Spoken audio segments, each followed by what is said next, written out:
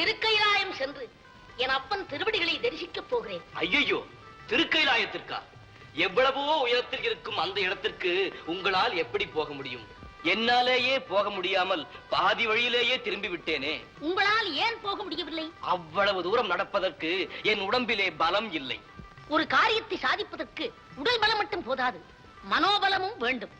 மனோபலமாவது மண்ணாங்கட்டியாவது அந்த சிவனை தரிசிப்பதற்குள் நம் உடலில் இருக்கும் ஜீவனே பிரிந்து சிவலோகத்திற்கு போய்விடும் போல் இருக்கிறது.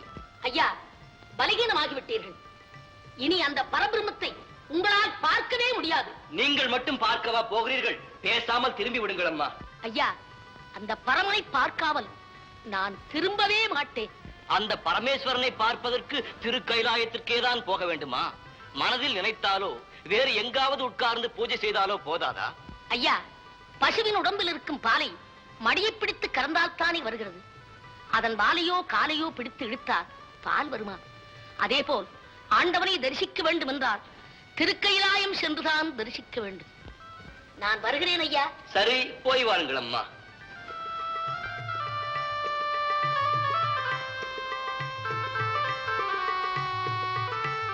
தன்னம்பிக்கையில் அதிக நம்பிக்கை வைத்திருப்பவர் புனிதவதி. வாழ்க அவர் தொண்டு.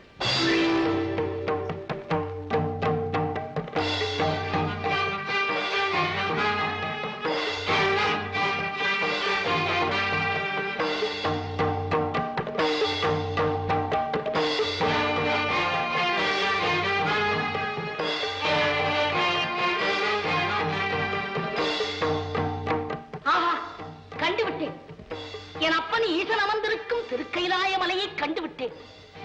என் கண்பற்ற பயனை அடைந்து விட்டேன். இனி கணப்படுதல் சிகரத்தை அடைந்து என் அப்பனை தொழுது இந்த ஏழைக்கு அருள் செய்ய என்று வேண்டிக் கொள்ளுகிறேன்.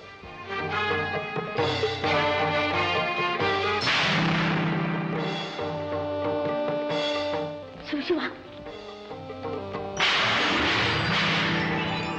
சிவசிவா, இது என்ன சோதனை?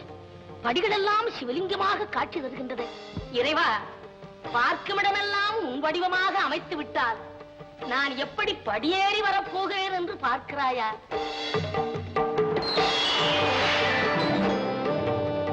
ஆண்டவா, எங்கும் நீயே நிறைந்திருக்கிறாய் என்பதை எனக்கு எடுத்துக்காட்ட இங்கு ஒரே வடிவமாக உயர்ந்து காட்சி அளிக்கிறாயா? ஒரு கால் இப்படியெல்லாம் சோதித்தால் நான் திரும்பி போய்விடுவேன் என்று எண்ணிவிட்டாயா? பரம்பொருளே, உன் வடிவங்களை நீ இங்கிருந்து அகற்றினாலும் இனி நான் படிகளில் காலால் நடந்து வருவதாக இல்லை. என் தலையால் நடந்து வந்தாவது உன்னை தரிசிப்பேன்.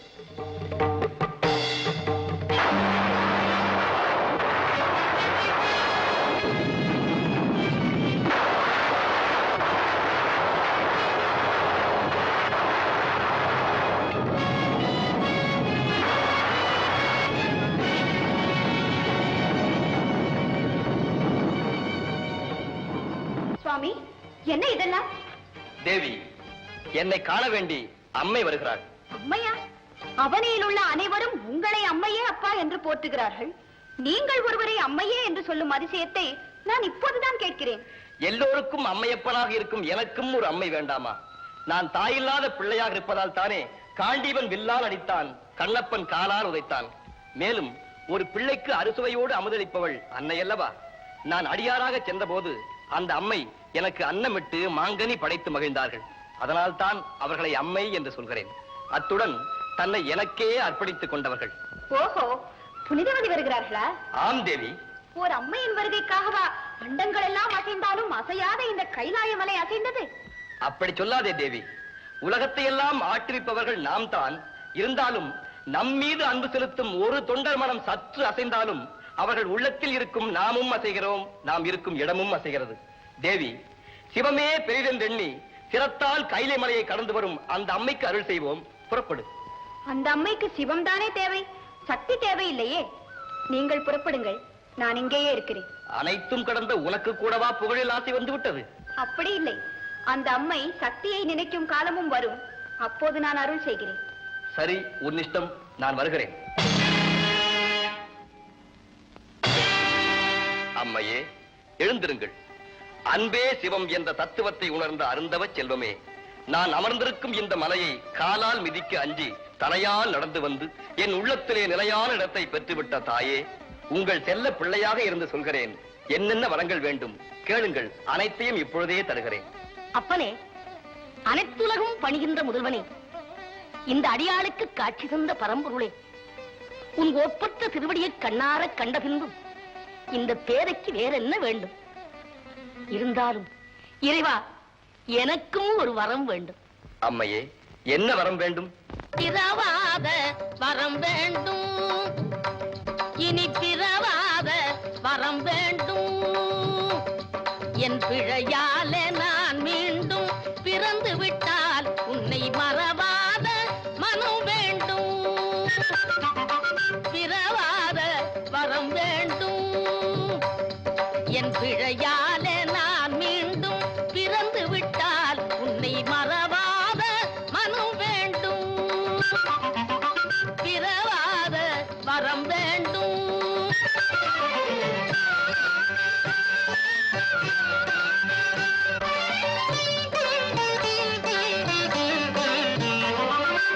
இரவாத இன்பான்பும் புறவாத தூய பண்பும் நிறைவான உண்மை நெஞ்சும் இறைவாணி தந்தாலும் பிறவாத வரம் வேண்டும். என் பிழையாலே நான் மீண்டும் பிறந்து விட்டால் உன்னை மறவாத மனம் வேண்டும். பணிபடர்ந்த திரு கையில எங்கிரியில் அணி திரண்ட மலர் முனிவரும் குலமும் இனிய கந்தருவர் இசை பெறும் புலவர் அனைவரும் தொடுது இருபதம் படிய தானவர் நாடு குலுங்க பாலை மனோகரி மாது குலுங்க நாரண நான்முகன் மேலி குலுங்க நாமகள் பூமகள் வாழ்வு துலங்க கைக்கிளை சுத்தன நப்புகர் எழுவகை அற்புத பண்களின் ஒப்பியை செயல மத்தளம் சச்சரி கொக்கரை முழமொலி தத்திமி தச்சனு தக்கிட தகரண முழங்கலனமிடும் சதங்கையணியிரு பதங்களினிதமும் வணங்கி வழிபட பிறவாத வரம் வேண்டும். என் பிழையாலே நான் மீண்டும் பிறந்து விட்டால் உன்னை மறவாத மனம் வேண்டும். பிறவாத வரம் வேண்டும். அம்மையே, உங்கள் தேனான இசை கேட்டு மகிழ்ந்தேன்.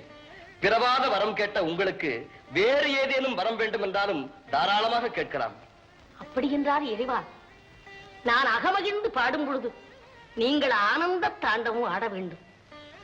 ஆடுகின்ற உங்கள் திருவடியின் கீழ் இந்த அடியாள் எப்பொழுதும் அமர்ந்திருக்க வேண்டும். அந்த வரத்தையும் இப்பொழுதே கொடுத்து விடுங்கள். தென்தமிழ் நாட்டில் சிற்சபை பொற்சபை என நாம் அமர்ந்திருக்கும் 5 சபைகளுக்குள்ளே ஒன்றாக விளங்குவது ரத்ன சபை. அந்த அழகிய சபை அமைந்திருக்கும் இடம் திருவாலங்காடு. அங்கு வந்து என் ஆனந்த தாண்டவத்தை கண்டு அருள் பெறுவீராக. அப்பனே, நின் கருணையே கருணை, கருணையே கருணை. சர்வேஸ்வரா, பரம்பொருளே, உன் சொற்படி திருவாலங்காட்டில் வந்து உன் திருவுருளை பெறுவதற்காக கைலாயமலையிலிருந்து கால்கெடுக்க நடந்து வருகிறேன். அங்கும் இந்த அடியாளை சோதிக்காமல் காப்பாற்றி விடப்பா.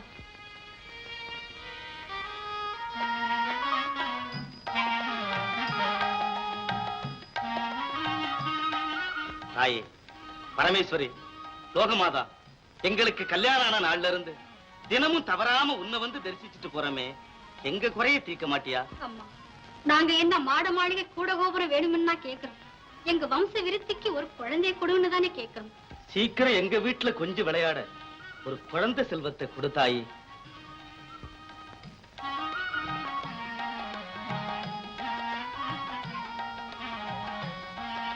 அப்பா, வேண்டிய வரத்தை என் அப்பன் ஈசனிடம் கேள்.